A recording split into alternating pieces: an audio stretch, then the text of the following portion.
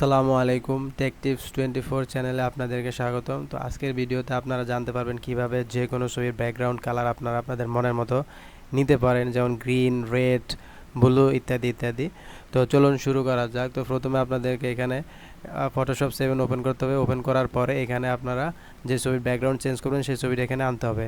তো ছবিটা আনার জন্য আপনারা এখানে ফাইল অপশনে যাবেন। ফাইল অপশনে যাওয়ার পরে নিচে দেখুন ওপেন অপশনে ক্লিক করবেন। ক্লিক করার পরে আপনারা যে ছবিটা যেখানে রেখেছেন সেখান থেকে ছবিটা সিলেক্ট করতে হবে।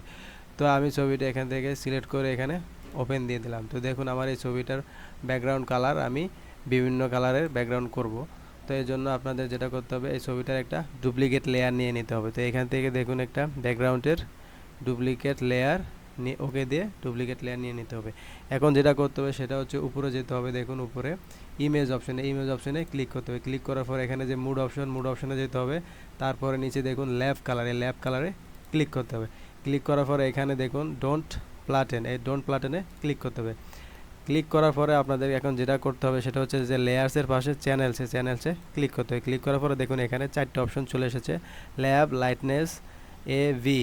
তো দেখুন এখানে ল্যাবের কালার হচ্ছে গ্রিন। তো আমরা এখানে একটা সুন্দর একটা কালার করব। তো এই জন্য আপনাদের যেটা করতে হবে এখানে এতে ক্লিক করতে হবে। ক্লিক করার পর এখানে কন্ট্রোল এ প্রেস করতে হবে, মানে কন্ট্রোল অল। তো কন্ট্রোল এ প্রেস করার পরে দেখুন এখানে ছবিটা সম্পূর্ণটা একটা সিলেকশন মার্ক চলে এসেছে।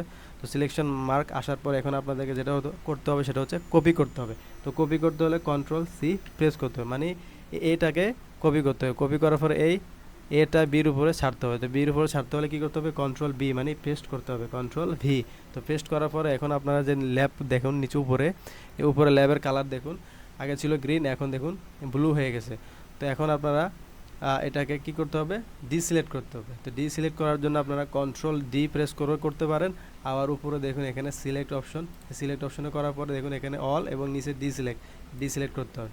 তো ডিসিলেক্ট করার পরে আপনারা চাইলে এখানে এই ছবিটাও আপনারা সেভ করতে পারেন। তো এখন আমি দেখাচ্ছি যে কিভাবে একটার মাধ্যমে আপনারা যে কোনো কালার করতে পারবেন। তো এই জন্য আপনাদের যেটা করতে হবে সেটা হচ্ছে আবার আপনাদেরকে ইমেজ অপশনে চলে যেতে হবে। ইমেজ অপশনে যাওয়ার পরে মুড অপশন থেকে এখানে RGB কালার নিতে হবে। কালার নেওয়ার পর এখানে ডোন্ট প্লাটেন সেম নেওয়ার পরে এখানে দেখুন লেয়ারে যেতে হবে। লেয়ারে যাওয়ার পরে এখানে আপনারা যেতে হবে হলো অ্যাডজাস্টমেন্ট লেয়ারে ক্লিক করার পরে এখানে হুয়ে স্যাচুরেশন আপনাদের সিলেক্ট করতে হবে।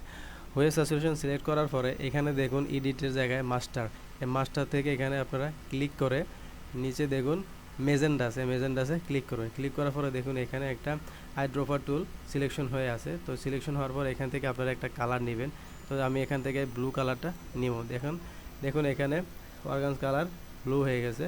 তো নেওয়ার পর এখন আপনাদের যেটা করতে হবে সেটা হচ্ছে হুয়ের কালার আপনারা আপ ডাউন করেন, মানে মাইনাস প্লাস করলে দেখুন আপনাদের ব্যাকগ্রাউন্ড কালার কি সুন্দরভাবে চেঞ্জ হচ্ছে। তো দেখুন আমি মাইনাস করছি, তো দেখুন ব্যাকগ্রাউন্ড কালারটা চেঞ্জ হচ্ছে, গ্রিন হচ্ছে ব্লু থেকে। যেমন কি সুন্দর একটা গ্রিন, চাইলে আপনারা এইভাবে এই কালার দিয়েও সেভ করতে পারেন। এখানে দেখুন ইয়েলো, এই কালারও আপনারা চেঞ্জ করতে পারেন। আবার যদি আপনার হুয়ের যে প্লাস নেওয়ার পরে দেখুন এখানে কালার কীভাবে সুন্দর চেঞ্জ হচ্ছে। দেখুন এখানে একটা পিঙ্ক কালার হয়ে যাচ্ছে, পিঙ্ক কালার পরে এখানে দেখুন সুন্দর একটা রেড কালার হয়ে গেছে।